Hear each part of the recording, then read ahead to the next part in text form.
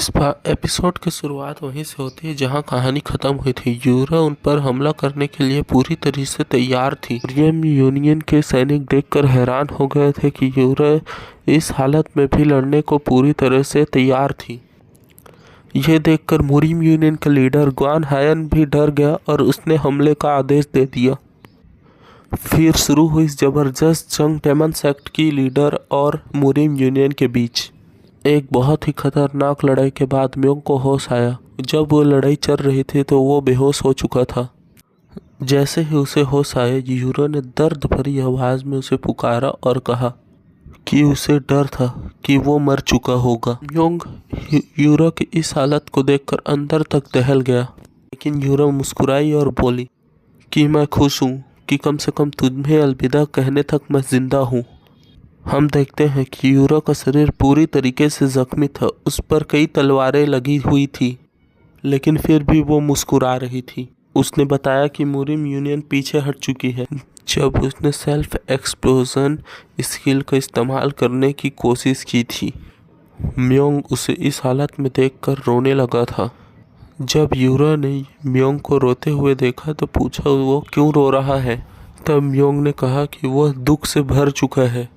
यूरा का शरीर पूरी तरह से जख्मी था और कई तलवारें उसके अंदर धंसी हुई थी। फिर भी वो म्योंग के पास आई और पूछी, क्या तुम अपना वादा निभाओगे, मुझे अपनी बीवी बनाओगे। म्योंग रोते हुए बोला कि मैं तुम्हें अपनी बीवी बनाने की पूरी कोशिश करूँगा, ये मेरा वादा है। उस दर्द भरी हालत में मुस्कुरा कर कहा, यह मुझे बहुत अच्छा लगा। यही कहकर वो गिर गई और उसकी सांसें थम गई।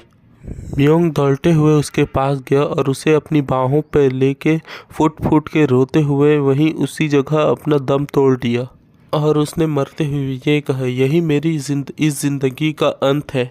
मेरी पहली जिंदगी इतनी भी बुरी नहीं थी।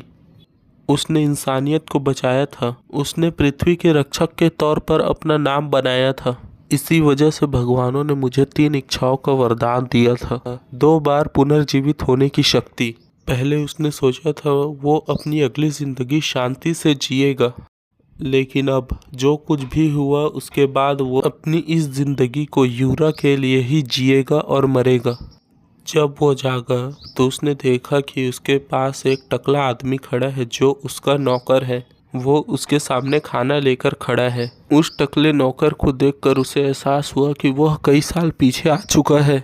उसने देखा कि वो टकला नौकर उसके टेबल पर बहुत सारा खाना रख रहा है। उसी वक्त उसके दिमाग पे एक आवाज़ गूंजी जो उसके पिता की थी, जिसे सुनकर उसे साफ साफ याद आ गया कि वह कौन से समय पर लौटा है। वह 17 साल का था। वह ठीक उसी समय पर लौटा था जब वो डिमोनिक ड्रीम टावर पर जाने वाला था और डिमोनिक सेट का सबसे बड़ा कचरा और प्ले बॉय कहलाने वाला था। तभी उसके पिता उसके सामने आकर खड़े हो गए और वह नाराज़ और गुस्सा थे कि म्योंग अभी तक 18 साल का भी नहीं हुआ, फिर भी वह शराब पीता है। उसके पिता ने उसे ज़ोर से मारा और घसीटते हुए घर लेकर गया और शराब की बोतल हाथ में लेकर कहा कि जिन क्लैन का सबसे बड़ा बेटा एक शराब की बोतल में बेहोश हो गया। यह कितनी शर्मिंदगी की बात है। उसका पिता जिन क्लैन का लीडर है। उसके पिता का नाम जिन जान है। उसने जिन यूंग की तरफ गुस्से और निराशा में देखते हुए कहा, तू हमारे फैमिली के नाम पर कलंक है।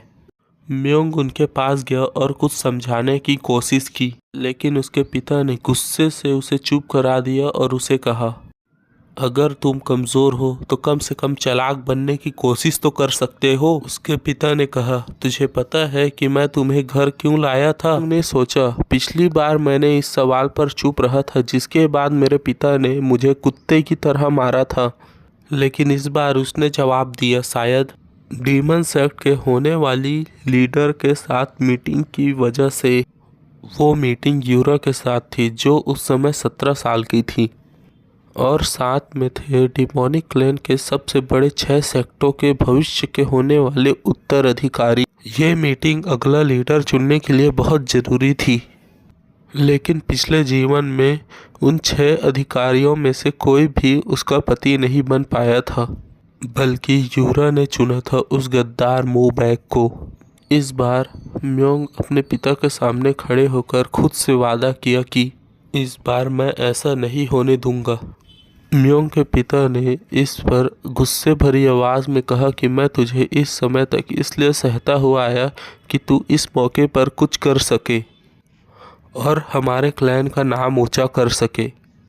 म्योंग ने सोचा उसका पिता बहुत कठोर है जो अपनी फैमिली के लिए अपने बच्चों का इस्तेमाल करता है। फिर म्योंग के पिता ने पूछा, क्या तू बाकी अधिकारियों में से सबसे पहले सेक्ट लीडर का दिल जीत पाएगा? म्योंग ने पूरे आत्मविश्वास के साथ कहा कि उसके सामने बाकी 6 क्लैन के यंग मास्टरों की कोई औकात नहीं है, वह कभी सेक्ट लीडर के पति नहीं बन सकते। उसके जवाब से खुश होकर उसके पिता मुस्कुराए और बोले कि तुम अगर हमारे क्लैन के नाम को बर्बाद नहीं करना चाहते तो थोड़ा सा सुधर जाओ और अपने मार्शल आर्ट की ट्रेनिंग शुरू करो। इतना कहकर वो वहाँ से चले गए। जैसे ही वो गए, यू म्योंग ने एक गहरी सांस ली और कहा कि टाइम ट्रेवल के बाद जिन्हें मैं सबसे पहले देखूंगा वह मेरे पिता होंगे।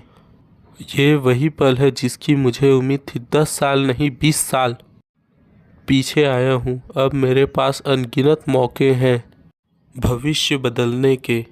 फिर उसे यूरा की बात याद आई, उस सोसाइटी की जो हेवन को चुनौती देती है।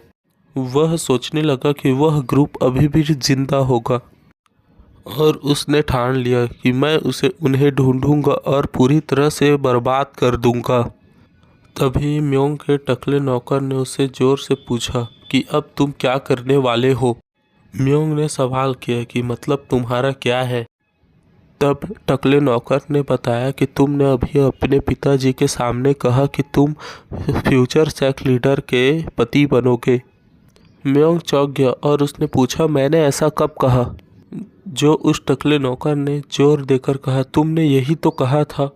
तब म्योंग ने समझाते हुए कहा कि मैंने ऐसा कभी नहीं कहा कि मैं सेक्ट लीडर का पति बनूंगा, बल्कि मैंने ये कहा था कि बाकी वारिस रिजेक्ट हो जाएंगे। जो सुनकर वह टकला नौकर कंफ्यूज हुआ और पूछा, दोनों का मतलब वही हुआ ना? म्योंग ने उसे समझाया, नहीं, दोनों बातों में बहुत फर्क है। यूरा इस समय मार्शल आर्ट को लेकर बहुत पागल है। वह वैसे इंसान पर एक पल बेकार नहीं करेगी जो उससे कमज़ोर होगा। उसी वक्त एक लाल बालों वाला इंसान वहां आया और बोला कि मुझे लगा नहीं था कि तुम अभी तक यहीं होगे। म्योंग ने उसे पहचानने की कोशिश की और फिर बोला, तुम तो माउल हो, ब्लड ड्रैगन क्लैन के दूसरे बेटे। माउल गुस्से भरे लहजे में बोला, क्या मेरे अंदर तुम्हें किसी और की झलक दिख रही है? म्योंग ने उसका मजाक उड़ाते हुए कहा, नहीं।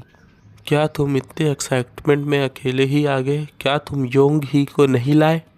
माउल चिढ़ गया और बोला, मेरी कोई छोटी बहन नहीं है उस नाम से। मैं तुम्हें लड़ाई के लिए चुनौती देने आया हूँ।